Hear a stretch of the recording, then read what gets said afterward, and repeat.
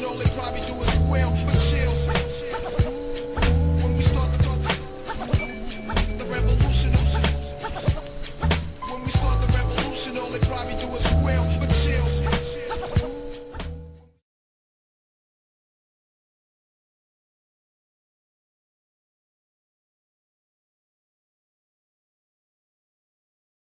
Institutions and other kind of institutions available to you 24 hours a day. And they must be yours so that you have the keys to them and you can keep the lights on as long as you want to and you can work as long as you want to. I tend to measure organization, the sincerity of organizations, by the degree to which they have a space over which they have full control. Some of you are aware of that. I've critiqued others about this business. It's difficult for me to believe that an organization is fully committed to our people that has not yet really got a space or territory over which it has full control. There are just too many issues, there's too much learning to take place, too much coordination, organization, and other kinds of things that have to take place than to try to handle this kind of stuff on weekends. And I know these are essentially motivational and informational meetings, but ultimately we must move to having full campuses. We are fighting nations and we are fighting people who have hundreds of campuses, hundreds of universities, and they have a whole nation's capital and all kinds of things. So it becomes very important for us to recognize that we have to have a space and we have to have some buildings of our own. In that context, I want you to look forward to some communications, particularly toward the first part of the year, because speaking of space, the Pan-African Research and Development Foundation, a foundation which I founded recently with some other good people. Brother Damani is one, among others. We do have a sizable space in the Bronx. That space is dedicated to advancing our economic and other interests.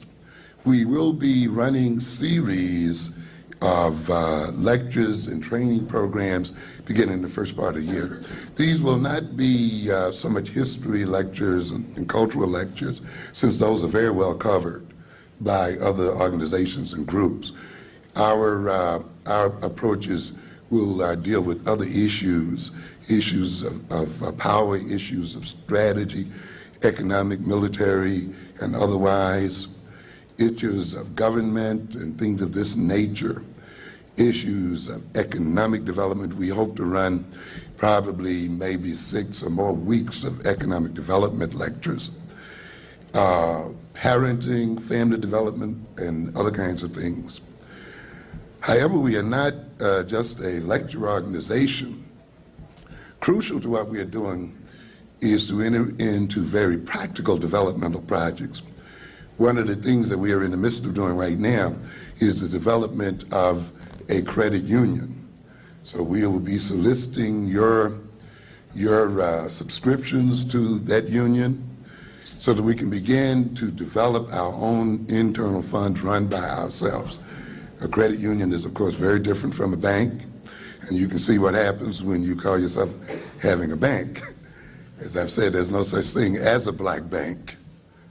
You see, anytime your money must be regulated, even though it's your money, anytime the federal government and other people tell you how to use it and under what circumstances and so forth, it's not yours. We are also developing a business loan fund. We are not going to just protest Koreans and protest other people. In tandem with protests or other kind of activities, we intend to finance our people into business. And we intend to train them to run these businesses and to manage these businesses. So look forward to our communications and look forward to joining us, because we definitely intend to move forward. Because much of what we're talking about here today, black male, female relations, has to do with economics and economic development. A great deal to do with that. Too often, the relationships between black males and females is discussed out of context. Now today I'm going to be rather sober in my delivery, so I hope you kind of stick with me. Because this is an issue I think is not one that's given to oratory, but in some sober conversation because of such key importance. The talk today will also, of course, leave more questions than answers, and that's intentional. Because the answers that we arrive at in terms of the relationships between African males and females must be arrived at through a community process, through community interaction. They cannot be laid down by anybody.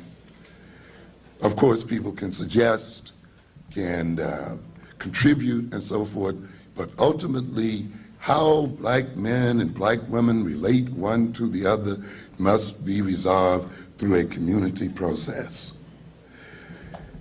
I would like more or less then to sort of create a framework for that kind of process. Because we often get right to the heart of matters sometimes without looking at their formal nature.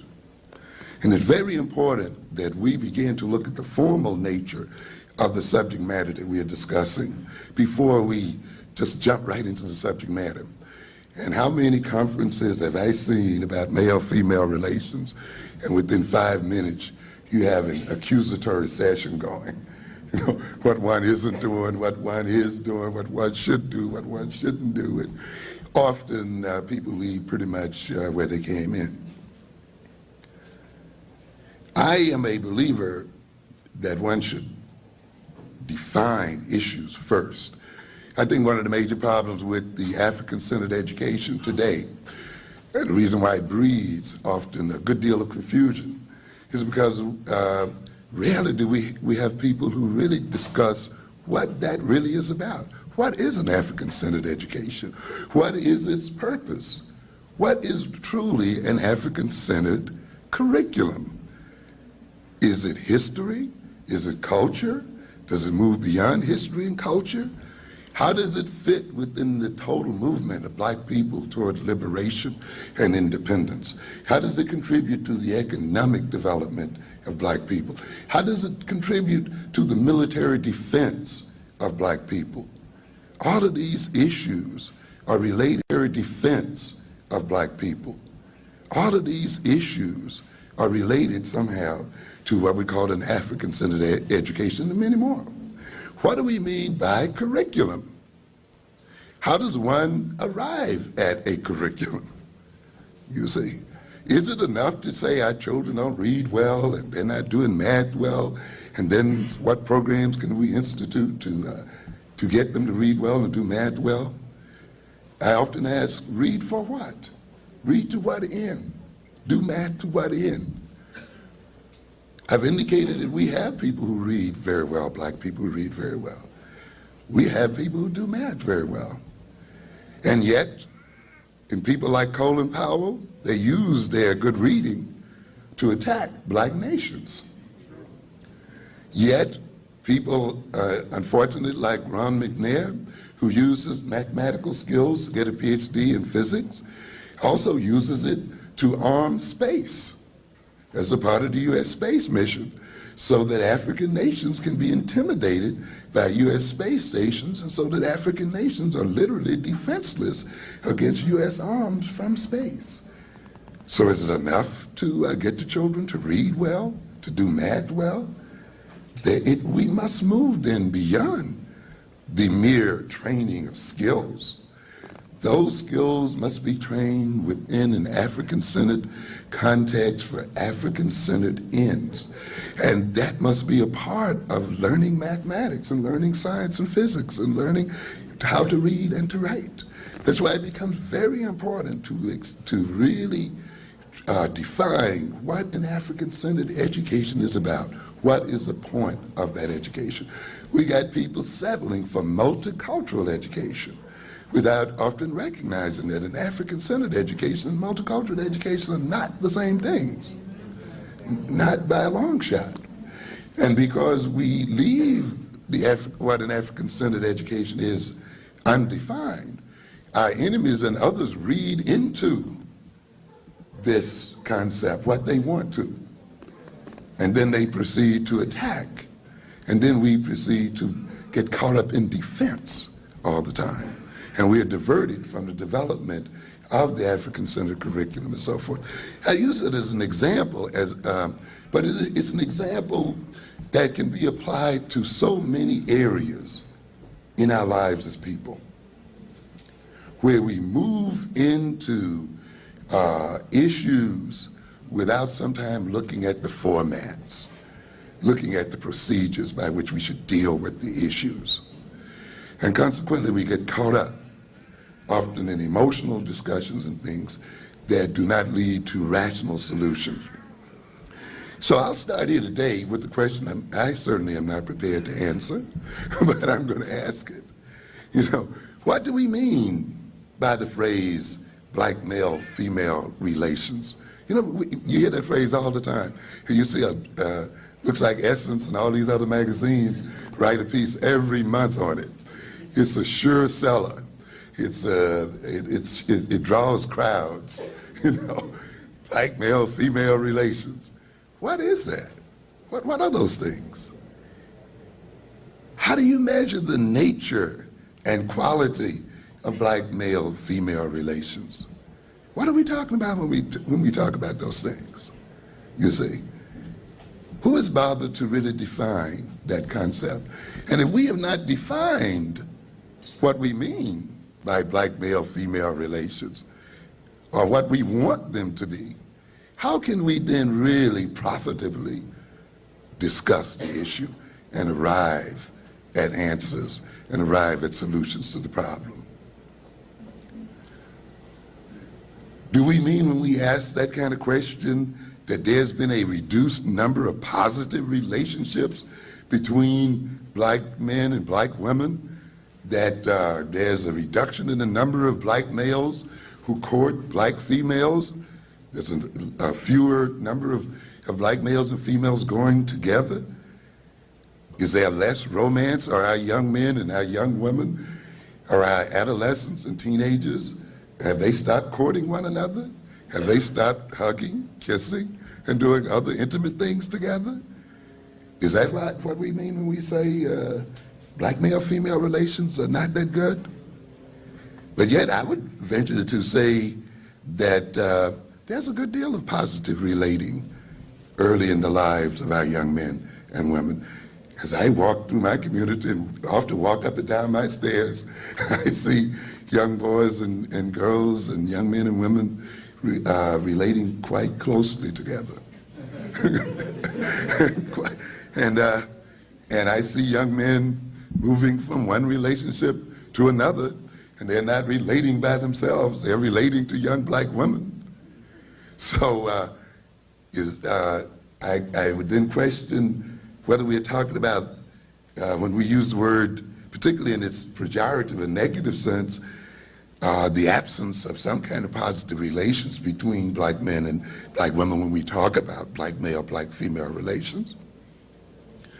Are we referring to then the number of relationships which are short-lived, or which do not consummate or end in marriage or long-term monogamous relationships? Is that what we are talking about when we sort of become concerned about the nature and quality of black male-female relations? Is that what we mean? Are the relationships too short? Is there too much unfaithfulness? Or is that what it is we're talking about here? Is there too few of them ending in marriage? Or is there a lack of mutual respect, problems with intimacy, communications, fidelity, sharing of duties and roles between black males and black females? Is there an issue of power relations? Are the expectations of both the black male and the female too high, too low? Are African American women too independent? Is there too much sexual freedom? Do we get divorces too easily? Are the standards that we use for relating to each other out of sync? I'm asking this again because I'm trying to impress upon us the importance of defining what we mean when we talk about black male-female relations. Because the major come down is this, that a major reason the discussion of black male-female relations is often so unproductive and acrimonious, full of conflict, is due to our failure to agree on a unit of measure of what the ideal relationship between black men and women should be. What are we striving for? What is the standard we use as black men and women to measure our relationships? Where have we drawn those standards up? Where do they exist? So that we, using those standards, could say then we in one way are approaching it or we are deviating from the standards. This is why often we have to take some time out and really look at the formal structure of our debates and issues before we just jump into the debates. Because we recognize that often we are debating about concepts around which we have not arrived at any agreement in terms of the definitions. The same thing happens in education as well, which is one of the reasons why it has taken us these decades to arrive at an African-centered education, to now be derailed by multicultural education again, to be derailed by community control and that issue. And I tell people, we can't afford to take another 20 years or more to find out that we made an educational mistake again, you see. And a good deal of that was due to the fact that we never stopped to define what does education mean to us? What do we as black people plan to get from education? Not skills to be sold to white folk, us. Not to make ourselves commodities, you see. Since when did we then define education in terms of ourselves? But yet we have conferences on the education of our children. And we have conference after conference, and often that is all we end up having. So we need some unit of measure. This is a community problem, and of course, this is a problem of the male and female in a relationship. Can we, in a relationship as a black male and female, arrive at some sense or some, can we, in a relationship as a black male and female, arrive at some sense or some agreement as to what we see as representing the best relationship between the two of us? And how can the two of us then achieve this relationship? Can we examine the nature of the way society tells us we should relate against who we are as individuals and who we are as a couple, and arrive at some point of where we want to go and what we want to accomplish as a couple? And how then can we relate to each other to achieve this end in and of itself? When we talk about black male and female relations then, we should use some agreed upon rules and procedures and definition of basic terms as to how we're going to talk about this business. You know, often in marriage, it's not that you're not going to have fights, but you decide that you're going to fight fairly. You see? Oh yes, conflict in marriage and conflict in relations is not in and of itself bad at all. In fact, a relationship that has some conflict in it can be quite healthy. I get very suspicious of a relationship that never has any little, issues.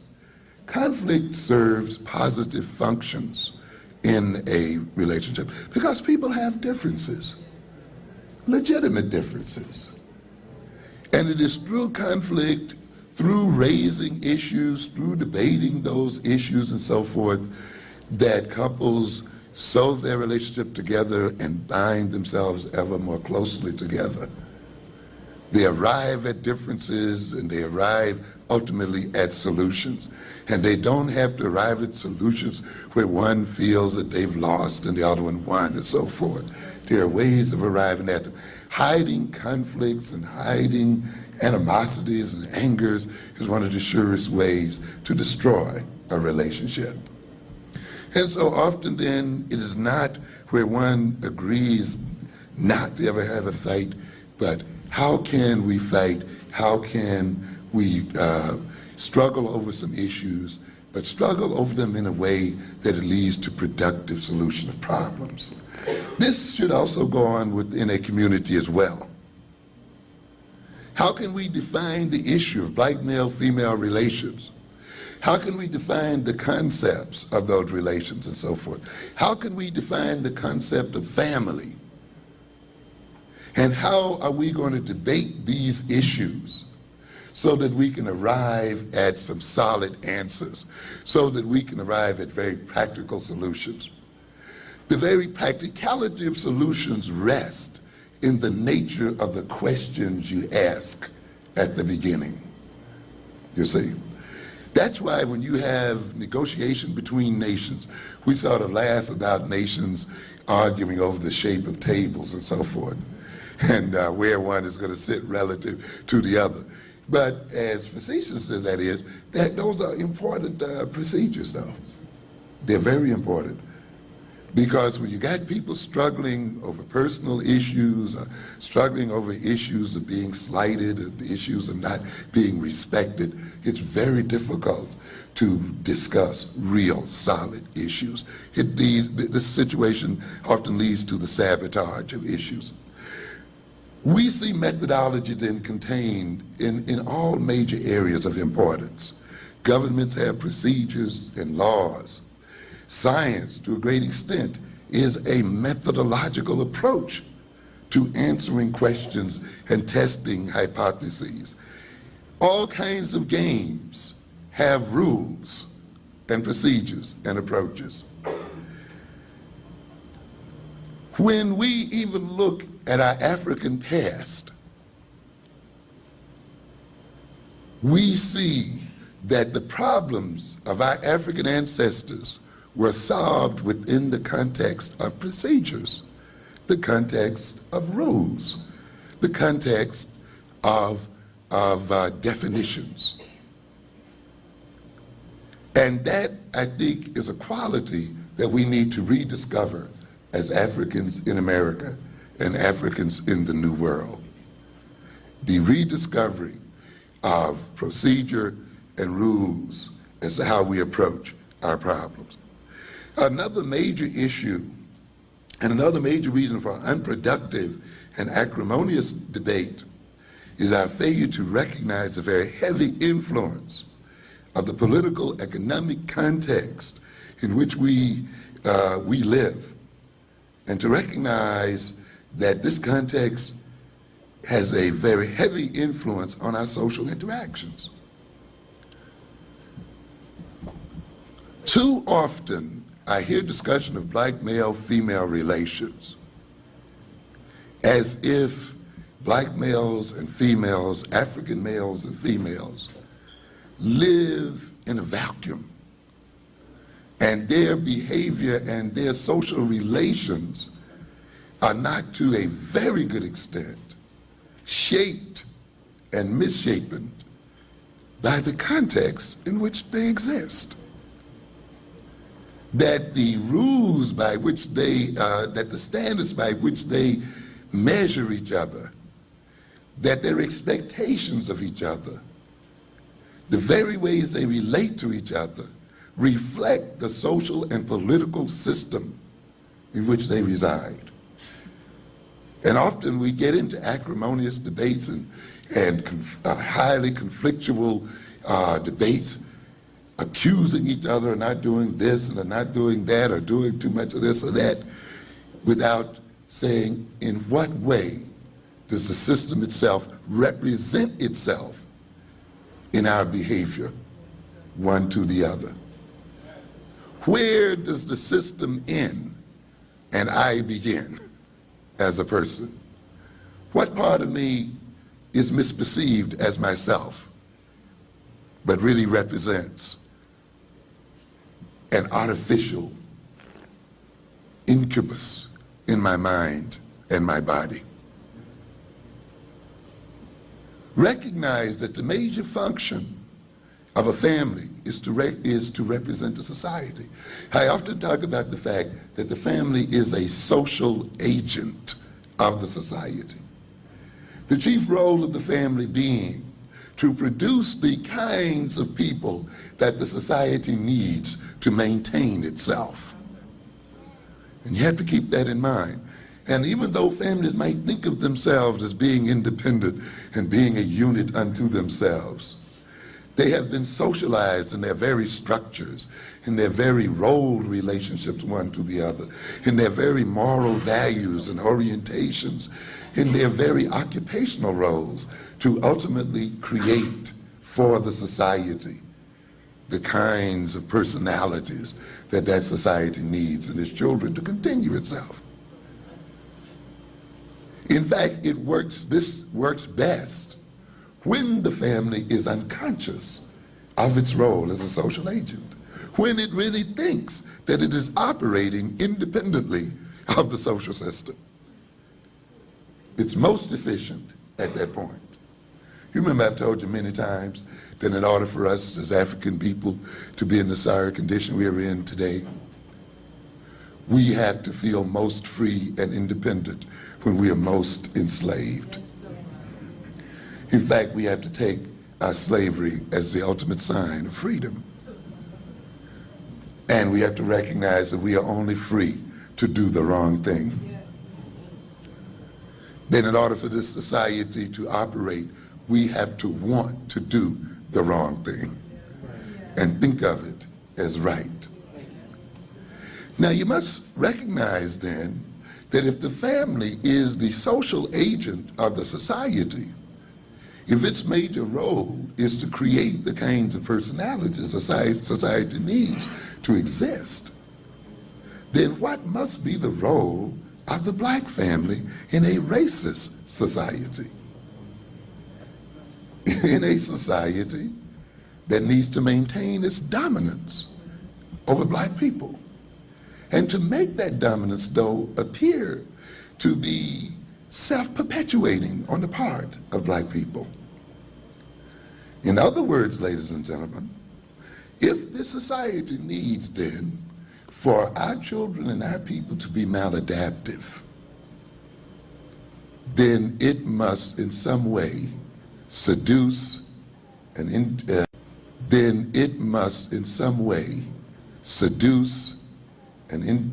black family to produce what? Maladaptive children.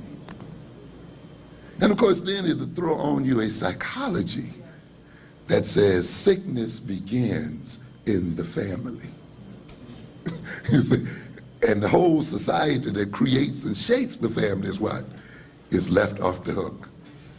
And you'll see Eurocentric psychology centers around the family. And everybody, as soon as you are sick in the head, starts talking about what? Your family relationships. How did you relate to your mama? How did you relate to your daddy? You see, well, how did your mama and daddy relate to the society that they were in? How did their relationship to the society itself reflect in their relationship to what? To you. So in what way were they conduits from the society to you? In what way then did their behavior in relationship to you that drove you crazy represent a crazy society or a maladaptive society itself? But of course, you see, since the major function of the Eurocentric psychological system is to stand in front of the Eurocentric system itself, to justify European domination of African people, it is going to start then at the family so that you won't look at the whole system itself so you won't get involved in revolutionary politics, so that ultimately you'll get caught up in self-blame and in blaming mom and daddy for everything, and then coming to blame your husband and your wife, and therefore maintaining the black family in disorganization and maintaining a negative relationship between black males and females, maintaining the inability of the black family to achieve an African identity so that it can produce African children who ultimately can overthrow European power. You see?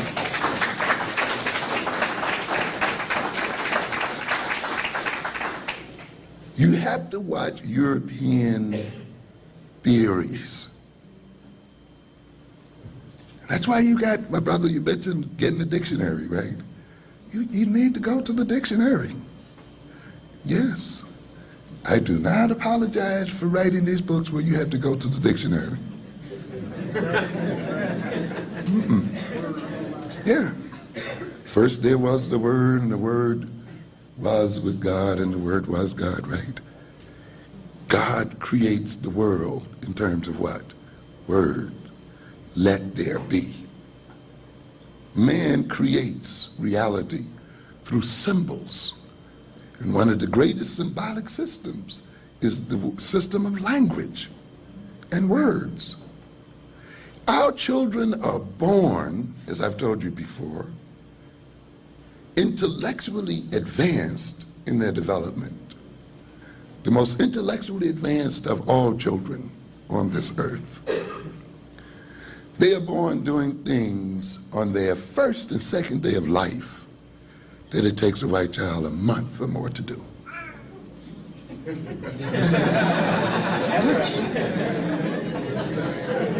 Yeah.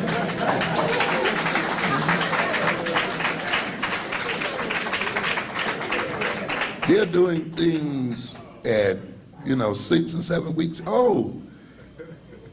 That's going to take a white child 15 weeks or more to get around to. You must know yourself. These children walk earlier, they talk earlier, they think earlier. Black people have a natural head start. I'm telling you. It's God-given. It's clear. It's irrefutable. It's there. But our children and we as a people slip behind white children and other people at the point where language becomes the chief instrument for dealing with the world. That's right. I have a book coming out here in about 4 or 5 weeks called Awakening the Natural Genius of African American Children.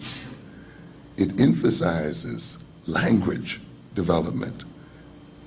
You're not going anywhere until you conquer this language, until you conquer the vocabulary of this system. When we talk about African people, ladies and gentlemen, one of the major ways we have been created by these other people is by the names they call us, by the words they did or did not say relative to us. When we talk about the miswriting of African history, we're talking about the use of what? Words or their non-use. And both are potent forces in shaping people's attitudes toward themselves and ultimately shaping people's behavior and ultimately shaping their power and capacity to achieve in the world. You must go to these dictionaries. You must learn this language. It's imperative that you do. You see? And you'll see it in the next publication. But the language development is of key importance, and it really should begin in the womb. We got some of you might have seen in Newsweek magazine or somewhere, you got these mamas walking around now with these belts on, playing audios during their pregnancy to their fetuses. We may not recommend it that far, but the beginning of language development actually is in the womb itself. And it starts during pregnancy and right after birth. Why is it that our children speak earlier? Because their palate, the very top of their mouth and so forth, develops earlier than white children. And therefore, of course, that being key to what? The youth to speech, they're able to enter into speech at an earlier point. They're able to use their tongue against that palate to produce speech. But you produce the forms of speech before you produce the content of speech. You develop the pre-linguistic forms so that they'll be ready to have the language fit into them. So then a mother that babbles with her child, that imitates her child and plays a game of imitation and creates new sounds with her child and repeats her own child's sound at the very earliest phases, is already training the child in language development, because the child is already beginning to use the instruments of language: the tongue, the palate, the jaws, the muscles, the breathing rate. And because they're entering into an imitation and a call and response relationship to each other, they're already practicing conversational forms and social interaction and the capacity to hold attention one with the other, a capacity to maintain alertness, so forth, which is the key to learning. You see, the development of listening skills, which of course is very important in language development, obviously, very important in reading development, begins in those very, very early phases of language play between mother and child. So you can't wait 2 years later, down to the year and a half when they start struggling. You begin the language development at its very earliest point. This child, while in your womb, has already learned to vibrate in synchrony with your voice, because it's been hearing you talk all the time while it's in the womb. And when it gets out, it's going to, if you could take a fine-pointed video, you could see the little baby's limb move each time the mother says a word, and it's right in synchrony with her language. In other words, the very rhythm of the culture is already being produced in the child, in the womb and outside of the womb itself. What am I saying here then? I'm saying, first of all, that you need to know who you are and what you are, and you need to know your own children. And you need to know the context in which you operate, or else you're going to carry out somebody else's program, or else you're going to carry out somebody else's program. The psychology of African people then is a political psychology. You see, the other people want to run a game on you and make you think that it's non-political, you see. And that's again the reason why they started that family base, as if the family exists by itself. And you'll see many of us getting into that. It's the family. When we discuss issues, it's the family that the issues of education, it's the family. As if schools cannot be redesigned to deal with single-headed families, or if schools cannot be redesigned to appropriately deal with children who come from projects, or children who come from poor circumstances, you see. But if you let that Eurocentric psychology get into your mind, you will assume then that the schools can do nothing because it's the family that's the root of good education of children. Who told you that? Huh? But when you go for that kind of philosophy and that kind of psychology, you leave the system unexamined, uncriticized, and you leave the status quo to represent itself as normal, as sane, even though it's driving your people, what? Insane. Yeah. It's left undiscussed. And then you'll find yourself, like many of our people, saying, well, I want my children to have the same education they got. You know, I want them to have the same thing. What do you mean? They lynch you, they shoot you in the street every day. They discriminate against us all the time, talk about us like dogs. So I guess if we be like they are, we're going to do the same thing to ourselves, right? That's what I talk about in Black on Black Violence. You see, the American dilemma. Getting an oppressed people to do against themselves what the oppressors would do. Yeah. When the oppressed believe that to be free is to be like the oppressor, they define freedom in terms of the so-called freedoms their oppressors have. But that's a contradiction there, isn't it? If your oppressors depend upon your oppression, right? If they depend upon maintaining an inferiority complex in us, if those who rule us depend on our being ignorant, disagreeable, and all these other things, those of us who then become like the oppressor must then become self-oppressing and must join our oppressor against ourselves as a people.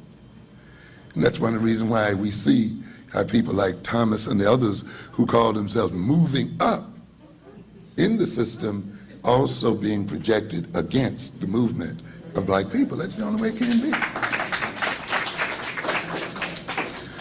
So it becomes very important that you look at these issues prior to getting into black male-female relations. Where are we in terms of this system as a people? What is the system trying to accomplish through us?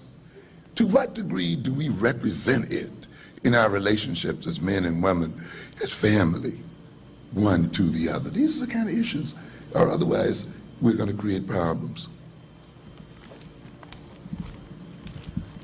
So hang in with me. We're going to, because I think this is just, we need to be sober at this time, because this society, this society sort of depends upon us getting emotional. One of the best ways to frighten white folk is to be unemotional with them.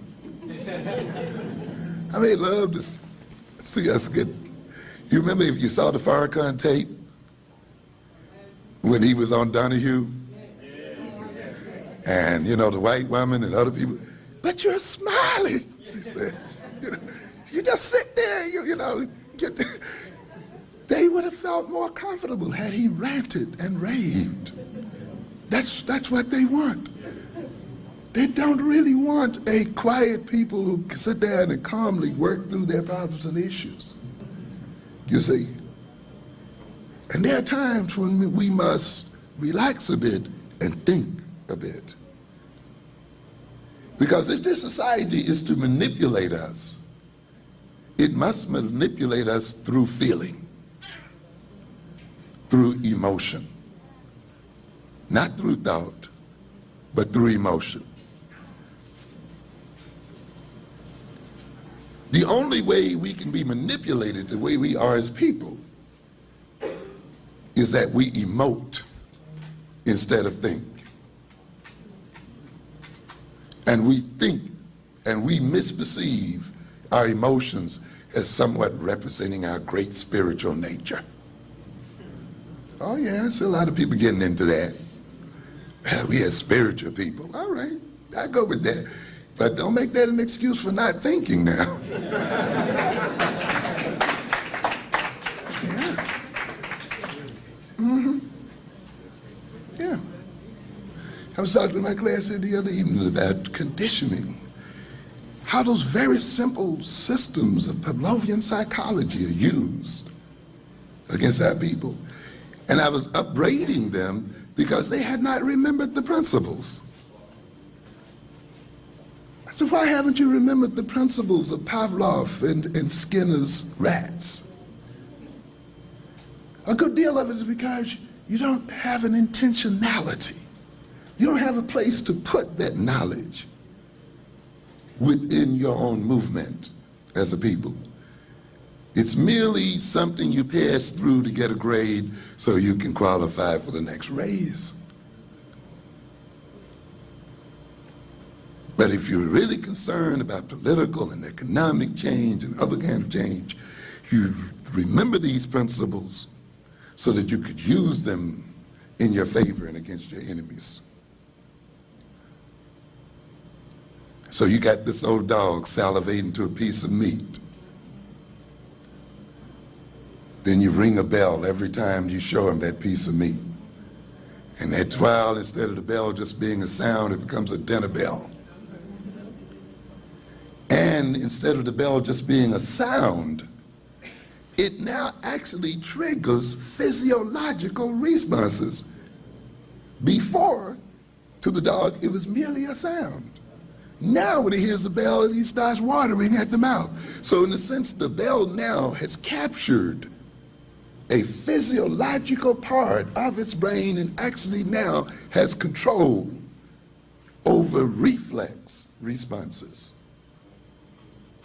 by the mere pairing of this bell with something the individual is already into.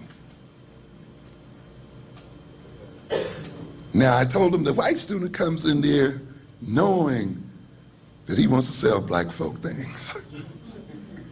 And he's going to remember those principles, right? He knows that he wants to run nations and people. He's going to remember that stuff. And then he's going to recognize that you like MC Hammer. You like the rap music. And they take your own cultural product and beat you over the head with it. What is it? Feelings. Right? You remember MC? That ad. Here, Hammer. Take this Pepsi. And off they go. Now we off to it, ain't we? What has Pepsi done for you? Yeah. How has Pepsi contributed to your community? And yet we're the greatest buyers of Pepsi. We're the greatest buyers of all types of soft drinks and so forth.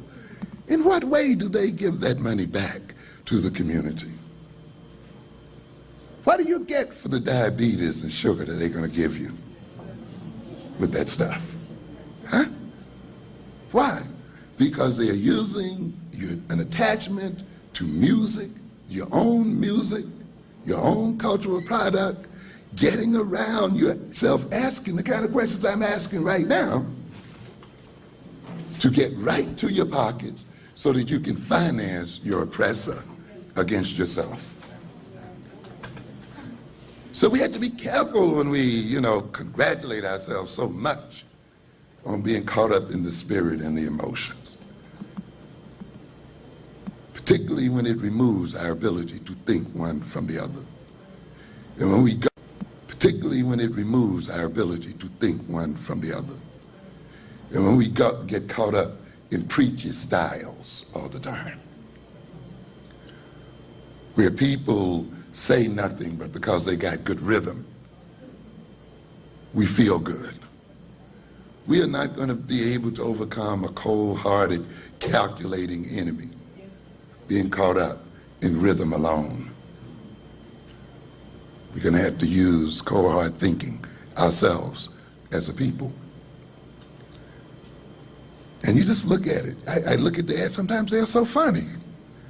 Once you get into them, they become great entertainment, don't they? Eternity, I mean, how can you not buy a cologne with a little child walking in the surf with the mother? But what does one really have to do with the other, But in associating, they know people like children. You just can't resist little children. So, you attach something here.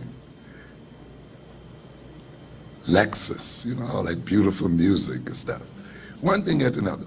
But anyway, what I'm trying to get at here is, but this is one thing an African-centered education does. It gives you an overriding reason, other than merely qualifying for jobs, for being educated. That's why it also gives you a mental frame for memory and remembering. You see, that's why an African-centered education is ultimately the development of intelligence. You see? Because it is a motivational system. It gives you a very solid reason for what you're doing. It gives you a frame within which to place information and how that information is to be used. It gives you a means of self-defense. When you look at that nonsense, you can laugh at it and say, I'm not going to be sucked in by this crap. It helps you keep your money in your pocket. It helps increase your savings. And when you increase your savings, you have more to invest in black businesses and economic development. You see? And therefore, learning takes on a whole new meaning and adds a whole new dimension to intelligence and thinking. And most of all, it brings on brand new powers. It permits the ultimate overthrow of those who rule us. So it becomes very, very important for us to look at context, to look at the issues prior to going into an immediate discussion of the issue.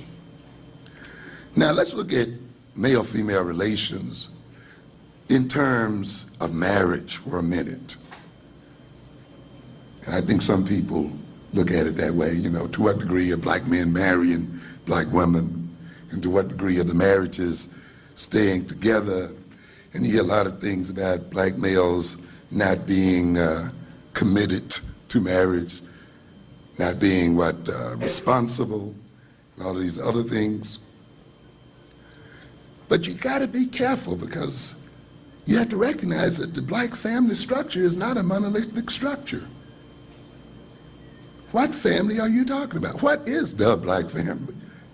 Are you talking about the single-headed, the single-parent family, the sort of poverty-stricken family with children? But that really does not fully represent the African families whatsoever. In fact, you got a number of African family structures. And you got to be careful then in trying to make that commonly projected black family, that welfare family, as they call it, or what have you, you know, that they throw up at us all the time, represent what the black family is. You see, because when you and using that family, where you talk about men not being there to take care of children, men creating children they don't take care of, as the symbol of what a black family is, and as representing the nature of black male and female relations. Du Bois argued that it is not possible to understand black life in America without systematically assessing the influence of historical, cultural, and social, economic, and political forces. The family is a product of society. People get married, have children, and raise families relative to the economic and social system they live in. We don't have time to talk about family history tonight. You need to study family history and see how family structures changed over time, reflecting social, political, and economic change. We often assume that the kind of family we see today in society is the kind of family that always was, or represents what the family should be. We often make an assumption about what the family should be.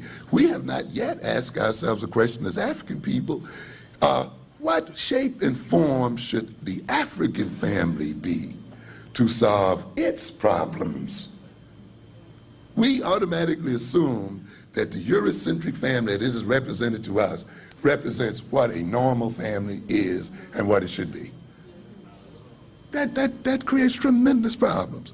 And therefore, to the degree to which our families deviate from that structure, to the degree we are to talk about it as broken and dysfunctional and all of these other things. Or that this is the type of family we should go for, instead of saying, given our realities, what is the best family form and shape that will solve our problem? This is the thing I too talk about when I talk about African-centered education, and that is that African-centered education is designed to create the kind of people we need to solve African people's problems. The kind of education that is being received by African people today is designed to solve white folks' problems. You're being educated to solve their problems. That's why no matter how highly educated your people become, the more problems we have. Yes. The more, and you've heard me say it before, the more degrees in business administration we have, the more other people take over our business districts. Which says what? That this degree is not designed for us to take control of our economic system. No, it's not, because the assumption is, both by student, black student, and by teacher, that black students are being prepared to work for white folk, work in white companies, strive to move up in white systems. The education assumes that whites will continue to be in control of the economic system, and therefore they are educated on the assumption that they're going in to get a job from someone else, and they're not educated in how to what? Create jobs for themselves and to create their own economic and political structures. And therefore you get highly educated black economists and so forth who cannot help black people to resolve their economic problems. You cannot name me a top-notch today nationalistic economist, you know, that comes with practical and real workable solutions to the problems we have with aliens taking over our communities. And yet they teach at Harvard and Yale and all these other stupid places. And they get Nobel Prizes for what? Solving other people's problems. An African-centered education is designed to get you to solve your own problem. And the same thing then when we talk about family. How do we define and develop a family that solves our problems? You see? And that's a major part of the issue. Do we really suffer a lack of commitment on the part of black males, let us say? Is there really an absence of values around marriage and stability? Or is it an issue that while black males and females are committed to marriage, they're still committed to the idea of family, they're still committed to the concept of raising African-centered children and so forth, that there are other factors that enter into their personal lives and social lives that block these commitments and destroy these commitments? And it's very important to ask that question, or else you will often falsely accuse each other for problems and issues that are really developed outside of the relationship, that represent themselves in the relationship as anger, as disrespect, as chauvinism, as shirking responsibility, as not committing, you see. Often you're looking at the end product, you see. You're looking at the lack of commitment, if you want to call it that, or the lack of responsibility and so forth, as if it is the beginning of the issue, as if these things themselves do not reflect other things going on in the society. And it becomes important for us to look at that, and it becomes important for each man and black woman to look at that within their own personality, to make sure that they are not misplacing their anger and their accusation from the reality of the world they live in onto each other. And through doing so, supporting a system of oppression. That's why we have to ask the right questions first. Let me quickly read a quotation here from Billingsley, an expert on the black family, whose work I respect a great deal. The stability of the black family system is reflected by the fact that during the years between slavery and the 1960s, a majority of African American families had married couples at their core. And a majority of children were reared by two parents plus other relatives. And we have to keep that in mind too. It's very important to keep a historical thing in mind, because we often get caught up in reading the present back through the past.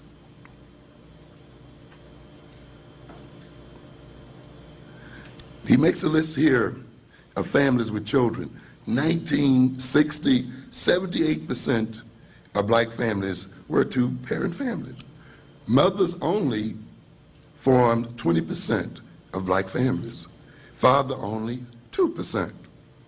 1970, two parents, families 64%, mother only 33%, father only 3%. 1975, 74% two-parent, mother only 44%, and 3% for father only.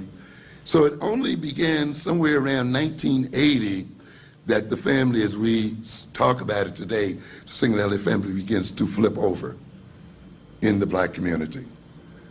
1980, 48% were two-parent families, 49% mother family only. 85, the two-parent family dropped to 40%, the mother only 57%, 1990, 37%, as against 60%.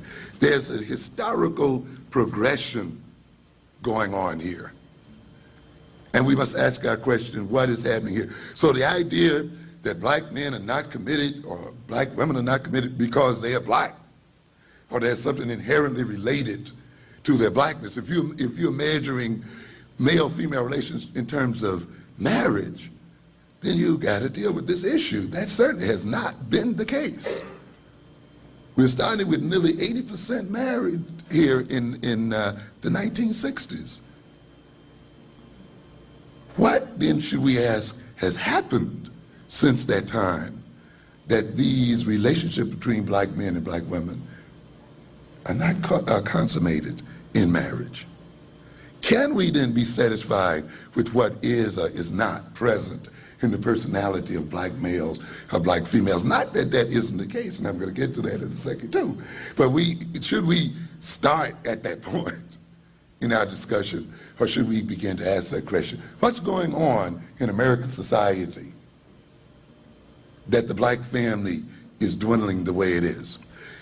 Building list goes on to say, as late as 1960, when uneducated black men could still hold good-paying jobs, blue-collar jobs, in the industrial sector, fully 78% of black families with children were headed by married couples. That gives us some kind of hint there, doesn't it? Yeah. When I talk about the black male, the black violent adolescent, I get people to understand that you must look at these adolescents within the context of America. You cannot look at them outside of the context. See, this is again what European psychology likes to do, as I told you earlier. It likes to make you assume there's nothing wrong with the society, there's nothing wrong with the system, there's something wrong with them. There's something internal to, and it's somehow connected to their Africanness or their blackness that this violence occurs. But we look at this context, and I often talk about it in these terms. First of all, you must recognize that black-on-black violence flows from white-on-black violence. That is the root of black-on-black violence.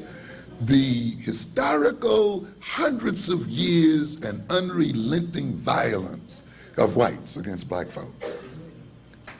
And black folks' reactionary response to that violence. That continues to this very moment and continues in so many different forms until it's hard to count. The obvious form of slavery, but that wasn't the end of it. Reconstruction still was a violent period. Jim Crowism, racial and job discrimination, insult to black and African histories, insult to our characters, the whole bit. Police brutality, legal lynchings in the court, questioning of our intelligence, questioning our natural beauty. All of this is one assault, what? After another. One assault, unrelenting, unforgiving against black people. And these people representing a tremendous power. And some of us have reached the point that we see them as invincible. Yet we are frustrated and angered and shamed and all of these other things by this relentless attack against us. And we then often get and try to deal with these psychological emotions through self-destructive behavior or the destruction of one another, because we have not yet made up our minds that we are going to destroy the people who have perpetrated this thing against us. Yes. And I'm saying then that white on black violence creates a mentality in all black people. Not a single black person escapes from this violence against black people. I don't care what class you belong to. Nobody escapes it. So there's a pervasive consciousness that goes across the total black community, across all classes, that is a result of this constant violence of whites against blacks. Then you look within that context, and you look at the black adolescent having to try to develop into manhood and womanhood in that kind of background. This is why standard psychology won't do. You can't take that white psychology and leave it as it is and deal with this. This is not a white child's problem. This is not the context in which the white adolescent has to struggle into manhood. Look at the issues then that the adolescent has to go through. And you can say all adolescents have to go through these problems. However, the black adolescent in the context of being a part of an oppressed people, even though his problem may be the same, but it's in a what? Different context, and that context represents itself in the problem, and it creates different outcomes. So you can't say, oh, children are the same, but they wrestle with the same problems. That's not it. That's only a part of it. But they don't wrestle with it within the what? Same context. You see? The white child is not representing the adolescent, dealing with the adolescent crises in the context of oppression and subordination and unrelentless violence against their people.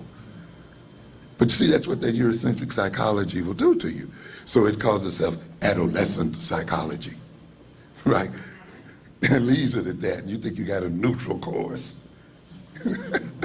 The adolescent has to struggle with issues of identity. Of course. But the black adolescent struggling with the issues of identity is quite different from the white adolescent struggling with the issues of identity. It's quite different from the white adolescent struggling with the issues of identity. Ethnic identity. How does he deal with the fact that his ethnic group is in the position that it is in, has been scandalized, has been subordinated? So it's his issue, and often he doesn't make up his mind as to whether he is even a part of the group. Often he's a Michael Jackson. If he's not physically bleached, psychologically bleached. Or somewhere, what? In between, never quite achieving full identity. While another major issue of adolescence is what? Gender identity. Masculinity and femininity. How does a black man define what it means to be a man when he's oppressed by another man? When he's told he should play the full role of another man, and to be a man is to do this and this and this and this. And yet there's a system that makes sure that that role is not fully acted out. And then he's cursed out by both his woman and the other people for not fulfilling his role. Huh? And there are other issues. The issues of peer acceptance, the issues of status symbols, the issues of body image, the issues of sexuality. All of them are adolescent issues, but they're issues when you deal with the black adolescent take on a very special meaning. That's why you have to have a psychology of the black adolescent, not adolescent psychology, but one that deals with young children. How do you educate these children if you don't have a psychology of the black child and you don't have a psychology of the adolescent? And now you wonder why they drop out of school and all the other things. You haven't prepared yourself to teach them correctly because you have not studied them at all. You don't know them at all. So what do we say? The adolescent is within a context of a black community that's still dealing with the psychological consequences of an assault upon itself as a people. The black adolescent now has to deal with adolescent issues within that context. And then let's look at it on top of that. Let's look at another issue. The black adolescent dealing with those issues within the context of his class or socioeconomic status. Yeah. What class you belong to, what income you have, what educational background there is, also influences the way you're going to deal with problems. Let's then look, let us say, at the so-called inner city black adolescent. What kind of world does that adolescent exist in? We can't go through the whole thing, but you're looking at, for the first time, now note what we said about the statistics. 1960s, nearly 80% of the black family is what, mother, father headed, if you want to look at that. 64, you still got the majority. 75, you still got the majority, and so forth.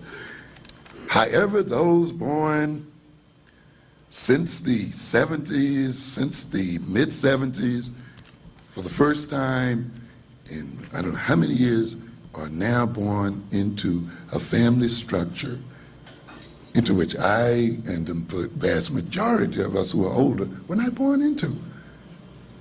And are not born into as what? White kids, understand? And yet the issues of adolescence have got to be worked out in there. Unemployment, high levels of unemployment exist there. Deindustrialization, meaning industries have literally been moved out of this country. And what did Billingsley say? When uneducated black men could still hold good-paying blue-collar jobs. In other words, you see, when these other people complain about how they made it as immigrants, this was the point at which this country had its industrial base that could pick up 8th grade educated people, could pick up dropouts. People could work in the automobile factories making good money, not having graduated from high school or going to college. They could make even better money than college graduates at that point. There were these working on the docks or working here and there. Where are those jobs today? You see, and therefore the young man that drops out today is not caught in that safety net that you had before. What generation of you were raised with crack as a major trade item in your community, or in a community flooded with guns and all the other kind of things? In other words, you got to stop and think. The current black adolescent is facing problems and trying to solve the issues of adolescence in a very different world than the world was even 20 or 30 years ago. And unless you take that into consideration, you're not going to resolve the issues related to our adolescent people and our children.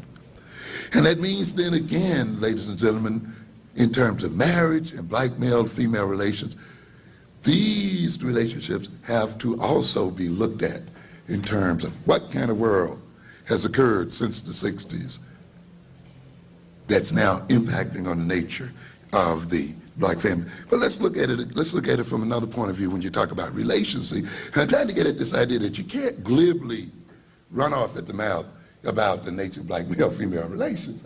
And I hate to complicate it for you, but it's what we got to do, you see. Because when you look across classes in the black community, you see a very different thing in terms of marriage. Again, quoting Bill Inslee, an overwhelming majority of 83% of the black middle class sector were husband and wife families. We're talking about Billingsley's piece here in State of Black America 1990. So if you want to read that piece put out by the Urban League, you can. So the article is a current one. What is in the black middle class families, 83%. Thus, among the black upper class, an overwhelming 96% are husband-wife families. Only among the two poor sections did single-parent families constitute the majority.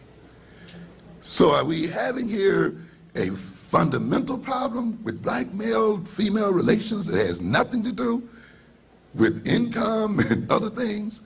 Or are we having these relations being influenced by the nature of what's going on in the system itself? Let's read his list again. Upper class, married couples, 96%. Black people making over $50,000 or more a year. Apparently they're relating well enough to what? Stay together. Doesn't say they don't have some problems. Some marriages have problems at some point. But if I'm saying that, if we're measuring the nature of black male-female relations in terms of what? Marriage, then we have to look at this thing and we got to explain these class differentials. Because apparently then there must not be some great conflict that's inherent in the nature of the relationship between black men and black women, or else we would have what? We wouldn't have these what? Class differentials going on here.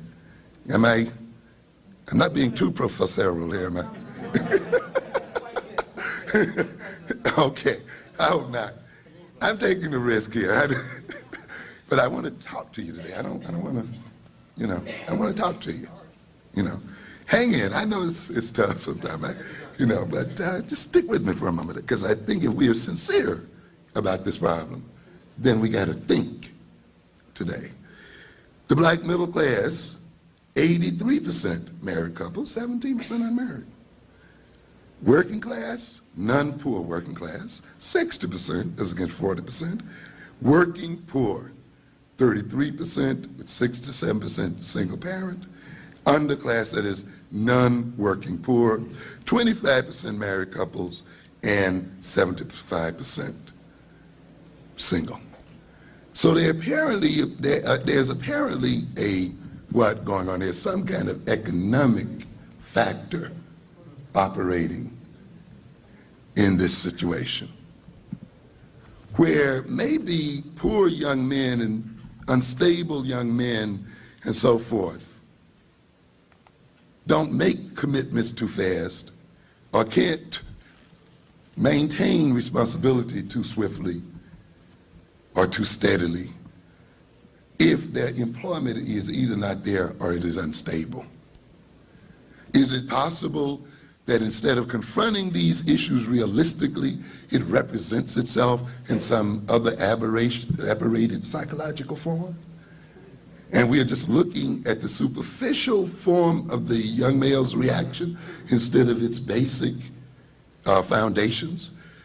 And therefore reaction instead of its basic foundations. And therefore we end up blaming the victim instead of getting involved in the social transformation and the revolutionary transformation of the economic relations between blacks and whites in this country, and a restructuring of the economic system of this country as a way of restructuring the relationships between black men and black women. But you see, that's asking a lot, isn't it? It's so easy to blame each other and accuse rather than get on with the business of revolution, which we started but we cooled off on, and recognize that a family is an economic unit. It's not just a social emotional unit, it is an economic unit.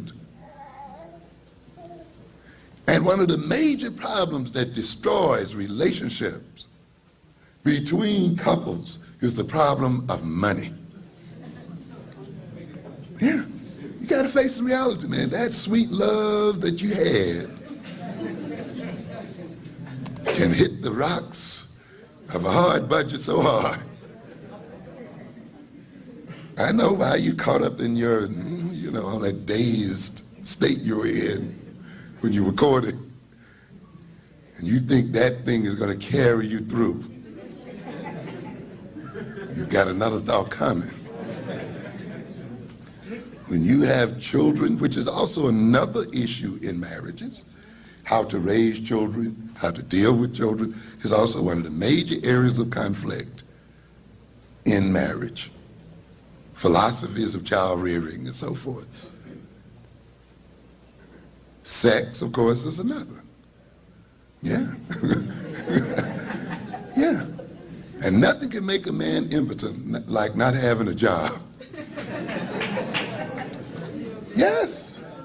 Yes. Ladies and gentlemen, masculinity is very much tied up with work. Yeah. And productivity. It's very difficult for a man who's out of work and who's unemployed and who has no money not to begin to question his manhood. People begin to personalize their unemployment. You may say it's because of a recession and this and that, but you still say, what? Why me? You know, what's wrong with me? You know, well, I can understand the other people not be, what, you know, why me? I was reading here the other day, I didn't get it to bring it in here today, of a Harvard-educated white man and his loss of jobs, and how he was talking about after sending out so many resumes, he just gave up. Yeah. We're not talking about black men on the street. And in fact, the whole piece was about educated guys, good guys who went through the schools, obeyed all the rules, sent out 30 and 40 resumes for which they got no answer. You know, now they don't even tell you a thank you. You know, they don't even say, we received your resume, because that costs them stamps. You know, you just drop it into the hole now.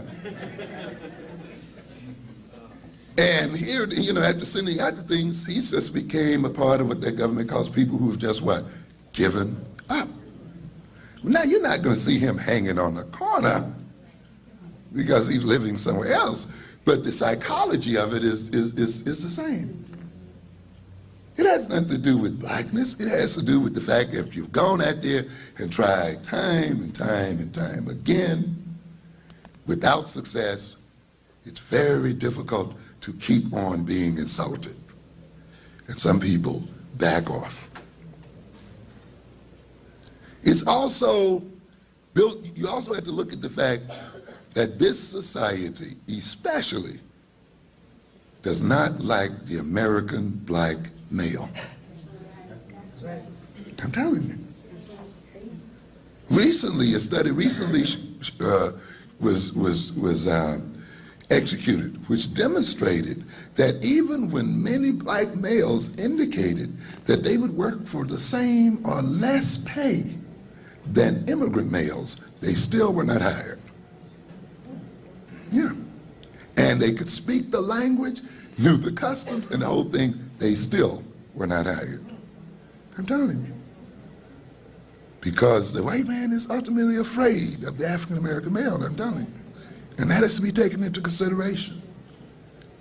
I read a study some years ago that indicated that in one program where the government even agreed to pay the salaries of these black youngsters, many of the companies still would not hire them. This is a part of the reality, you know, an African-centered education must confront. Yeah. And this is what has happened. Again, before you jump too swiftly into accusing people of the absence of responsibility and commitment, know the reality and the context in which they operate. Let's look at this issue, though, of commitment for a minute. And this might sort of upset you a bit, but I want you to look at it because we need to be upset to sort of break old habits. And again, I'm reading again from Billingsley's Understanding African-American Family Diversity, which I think is a very good piece, by the way, because he does look at black families in many different forms and makes us realize that the black family is still a very viable institution. But he says, and you can fight him over this, the abandonment of the marriage relation is severe among both black males and females. The decline has been greater, however, among females. Thus, among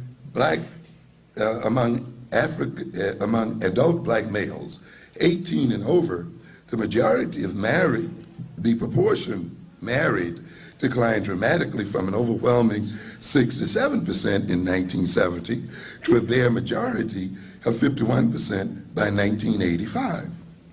However, the proportion of black women who were married plunged from a similar majority of 63% in 1970 to a minority of 43% by 1985.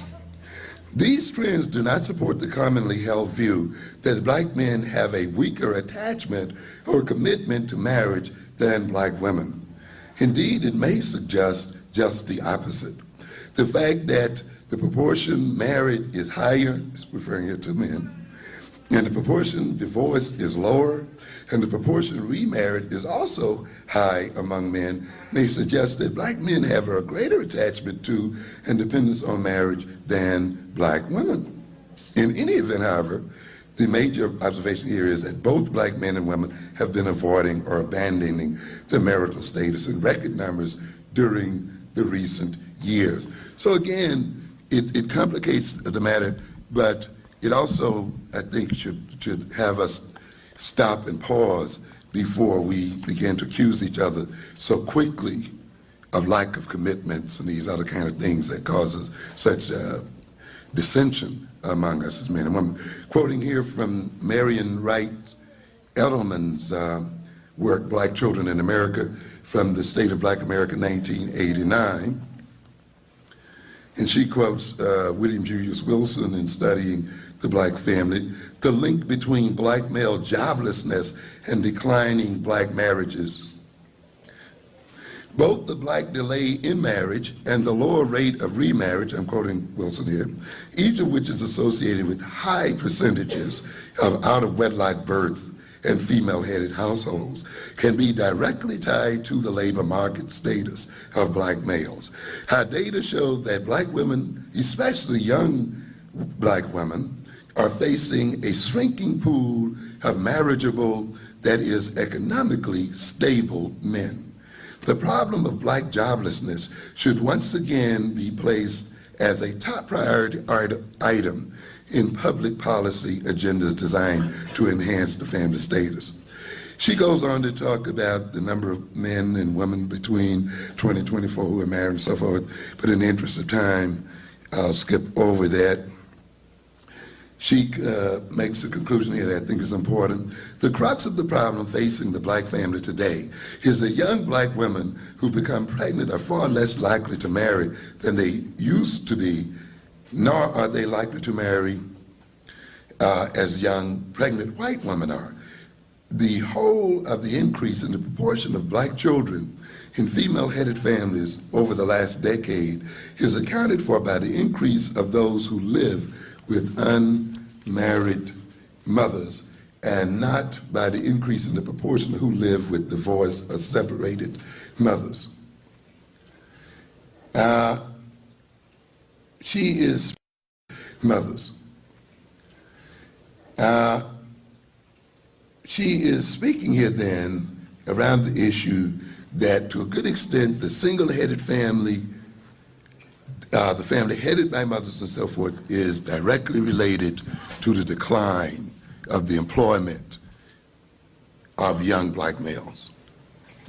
How easy it is to take on responsibility when you got a good job, to commit yourself when you got a decent job and a good future. Yet a shortage of marriageable black men continues to exist since they are forced to run a gauntlet of school expulsions, special education placements, dropouts, foster care placements, delinquency, arrests, incarceration, unemployment, drug addiction, alcohol abuse, homelessness, homicides, suicides from the cradle to the grave. This is why often you see the solution to a problem sometimes doesn't lie directly in terms of the problem you're discussing, in the sense that while we concentrate on the nature of the relationship between black men and black women in its psychological aspects, we must recognize that to a good degree, the solution of the problem may also lie in other areas. The appropriate education of black young men and women, This is again why we talk about an African-centered education, the education of young males, which people misunderstand so much. You're educating them into chauvinism. You're separating them from the women. Well, where are they now? Huh? What kind of education are they receiving at this moment? We are telling you that we want to educate them away from drugs, right? Away from homicide and violence against each other. We want to educate them to respect women. We want to educate them to undertake the role of African male adults in the society. We want to educate them so that they can stay in school and graduate and develop and be productive so that they can come back to black women. And what do we hear? Accusations that we're trying to separate them. Well, what are we talking about if they're not already what? Separated. Why are we even here today? So we got to change it. Stop and think. But you let these white feminists and these other people grab a hold of your head. You let people who don't understand African culture and history and so forth, you let people who don't understand that there is something called a male psychology. Men and women are not the same. I'm telling you. Yeah, because we got a lot of unisexists around here. Yeah. I mean, I was discussing with some young people there the other night. He wanted to be just like her, and she wanted to be just like him. No, why don't you just get a homosexual marriage? The joy of, I mean, there must be some differences in there somewhere. The joy of a woman is that a man is, to some significant degree, what? A man. And he is what? To some degree, what? Different. And vice versa. You know, the difference there means something. You know, how do you get into this situation where each of you got to be an exact duplicate of each other? No, you're confusing equality with sameness. You think in order for people to be the same, to be equal, they have to what? Be the same. No. You got to rework this kind of thing. Men and women's brains are not exact duplicates of each other. No, they're not. Now, see, this frightens some people because as soon as they hear difference, they think inferiority. Yeah, and black people have that problem. You know, as soon as you say we're different from white folk in some sort of way, people get uptight. Even though white talk about that difference to promote their what? Superiority. You see? And so we work hard to make sure there are no differences between us. And it is that very struggle to ignore fundamental and important differences that maintain the differences, that maintains the system itself. The inability to face your anxiety about being different and using that difference to advance your positive interest that maintains the problem. This pretense and this Pollyanna approach that pretends there are no fundamental differences and so forth doesn't solve problems and issues. And yet we have this kind of problem here. We are trying to salvage our black males, not to make them dominant. How can they be dominant? What is black chauvinism, male chauvinism anyway? I've often told the black feminists, you misread white feminists anyhow. The white feminists are fighting against the white man. The white man is on top of us all. How is the black man controlling your jobs and controlling, all of this kind of business? Who are you fighting and for what reason are you fighting? You see? And these issues have to be dealt with. But we'll move it forward from this point. And these issues have to be resolved as a part of the black male-female relations. So then the delay in marriage and remarriage rates and so forth are very much related. The psychology of the relationship between black males and females then has to be looked at within context. We have to look at the reality of the kind of education both black males and black females deal with. We're going to look quickly at a problem that's common, and that is, of course, the problem of alienation. And alienation and how it feeds into our relationships as black men and women. When we talk about the social context in which people live, yet that's what is a social context? Does it stand outside of people? What do we mean when we talk about a social context? Social mores, social values, social attitudes and orientations.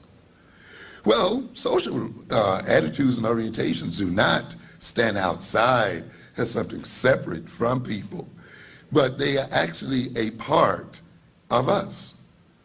So when we talk about social attitudes, that means people walk around with those attitudes, what? In their very what? Bodies and minds. We have to keep that in mind. When we talk about social attitude, it means that a large percentage or a majority of people within a social group pretty much think along the same lines. They pretty much accept the same moral standards. They pretty much accept the ways of expressing themselves through symbols. You see, symbol of love, buying diamond rings, you know, flowers, and this and that. In other words, they are sort of agreed on ways in the social system of how you express love, you know, how you express feelings, things of this nature. We operate on assumptions about what is right behavior and wrong behavior in our relationship one to the other, what one should or should not do. And we really, as an African people, given the fact that we live in a very different social situation, have not really stopped to examine whether we should accept a lot of these moral rules and approaches that we do. They have not been brought up for examination. We are operating often on ways of expressing love. If you love me, you'll do this. If you love me, you'll make this. And what do you mean by that?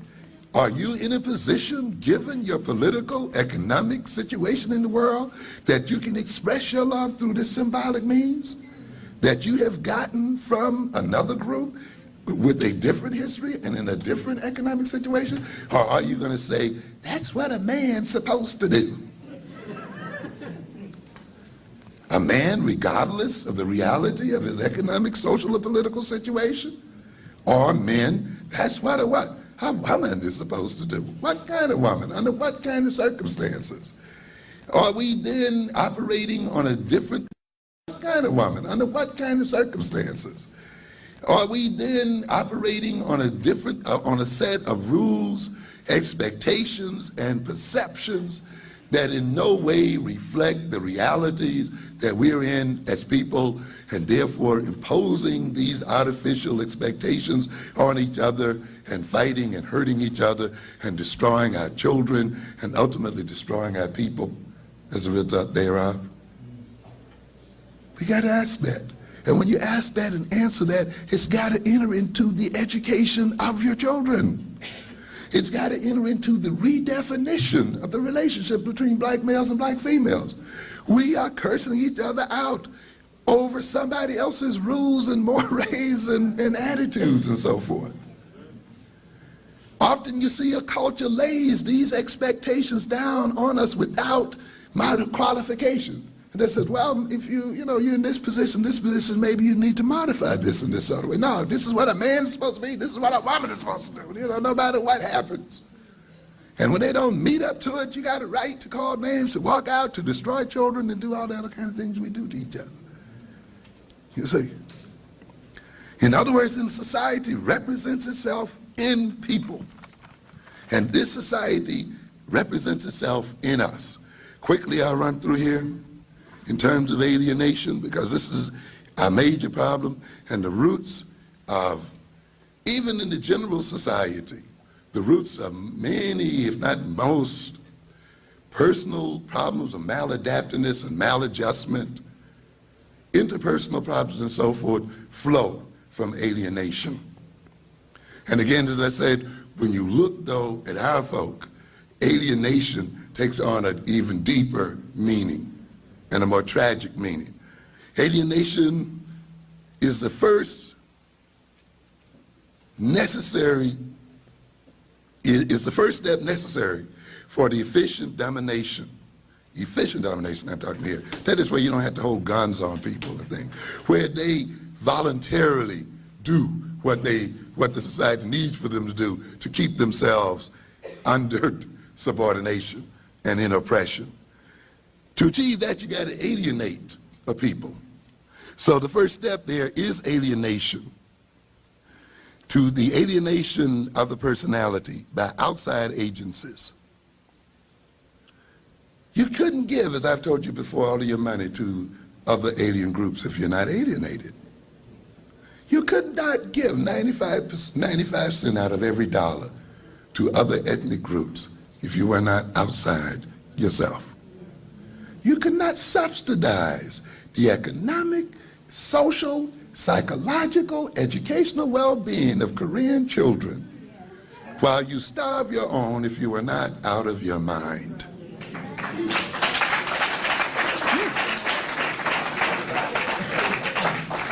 If you didn't have at some level, self-hatred and self-negation,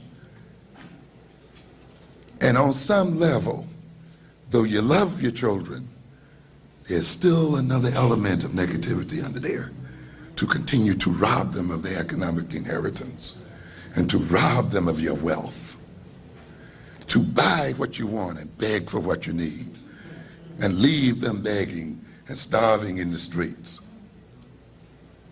while you feed the other people's children. You gotta be out of your mind. You gotta be alienated. That alienation began in slavery. To alienate a people means to alienate their wealth, to put them in a position where their wealth cannot be used in their own interest, to put them in a position where the product of their labor goes to other people. What did I say about MC Hammer?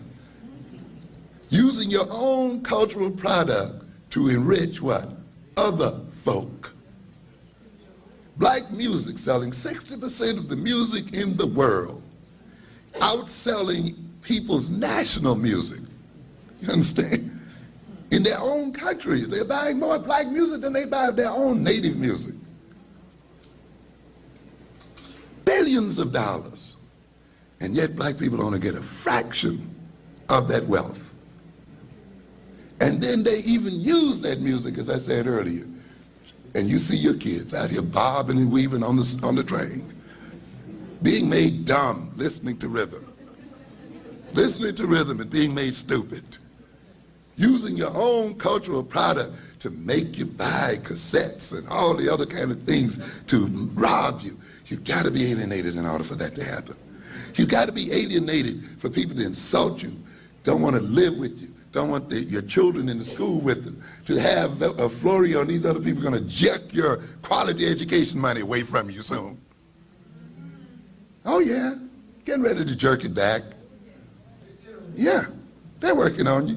They hid it behind higher taxes. It was hidden behind one thing. We are not going to invest in those Negroes. That's what it's about. And forgetting that black folk pay taxes and pay a higher percentage of their income in taxes than other folk. You see? But what does it mean then? That's what alienation means, to be separated from yourself and have your own product used against you to maintain yourself. To have people then who insult you, don't want to live with you, don't want to have you around, don't want to educate your children, and then you go in and buy a $500, a $1,000 suit from those same people and you feel good about it. You got to be crazy. Yes. Mm-hmm. That's why a psychology of African Americans and the psychology of oppression begins with the fact that the craziness of black people is an economic necessity. Yeah. See, the more you go into these issues, and that means people who aren't able to get along with each other too, you see? And you begin to get an idea then of what an African-centered education is once you start looking at these problems, don't you?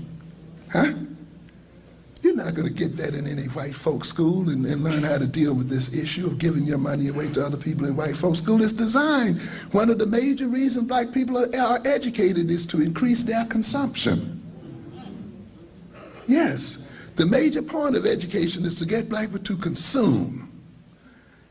You're going to be a lawyer so you can make money to what? To buy things from.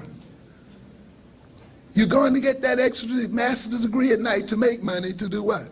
Buy from. You're going to be a doctor so you can what? Buy from. You see? So I'll just get into consumption, pure consumption. What did I tell you? One of the reasons why the black male is destroying too many of our black males are destroying people is because they measure their manhood by what? Consumption, not production. Consumption. This is what an African-centered education must deal with.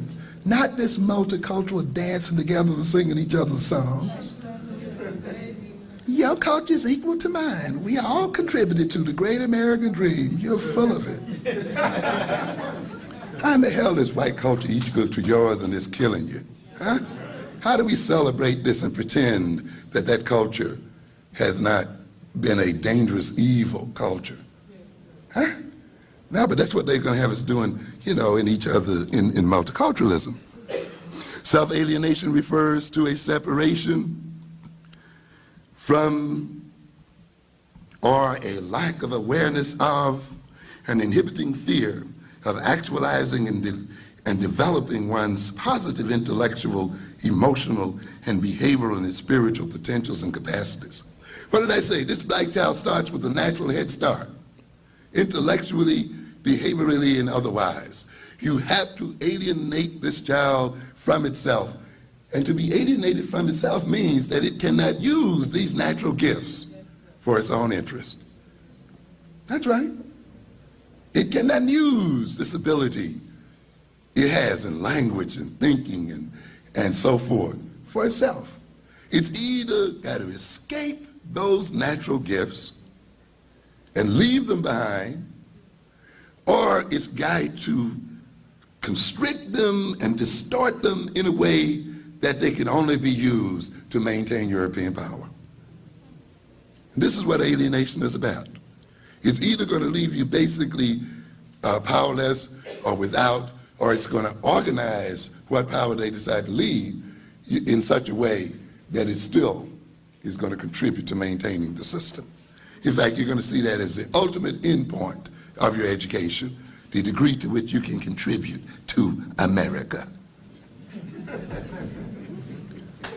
In fact, you teach your multicultural history that way. In fact, you teach your multicultural history that way.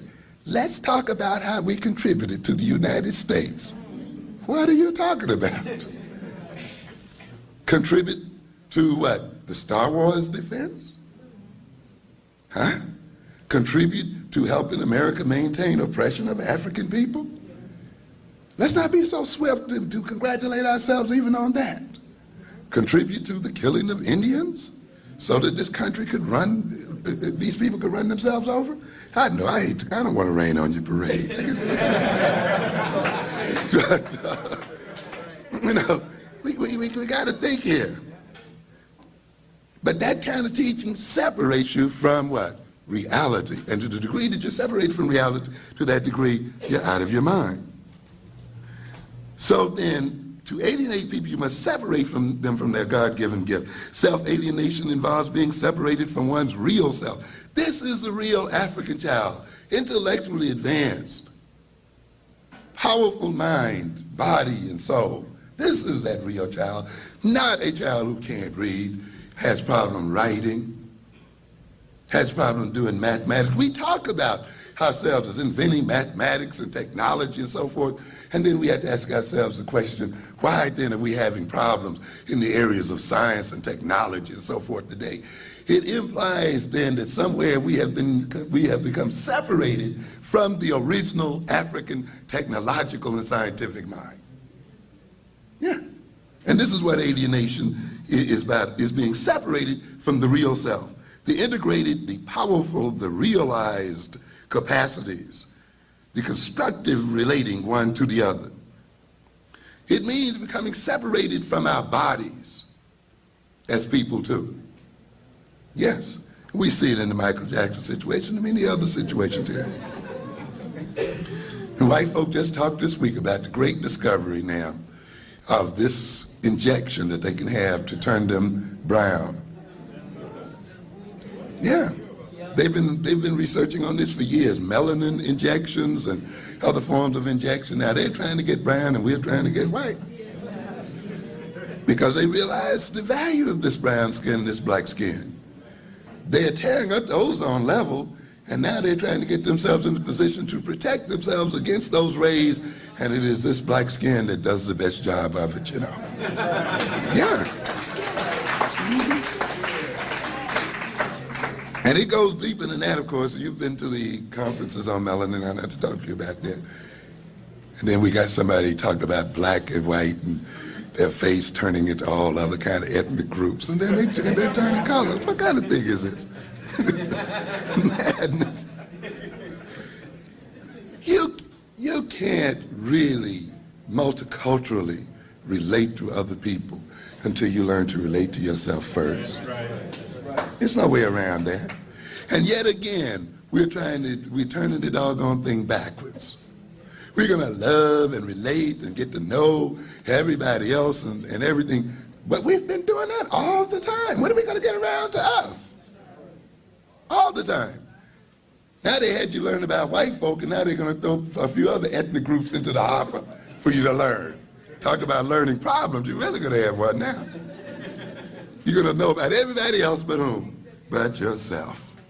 And that's going to be your road to salvation. You got to be out of your mind. You got to know self what? First. Yes. Then you can integrate with other people. You can relate to other people. You can be comfortable among them. You can actually enjoy being with them, frankly. Yes, definitely. Because I was telling a white girl here the other night, you know, African-centered education teaches you how to get along with white folk. Yes. That's right. Yes. The way the Japanese get along with them to get what? Where they want to go. They're not going to wear the hostility and everything on their sleeves that just create all kinds of problems when they need to get in and get information and knowledge and, you know, do diplomacy and do the other kind of things. You're going to learn how to get along with other people and be at ease with other people and put other people at ease while you steal their money and wealth and power right from them.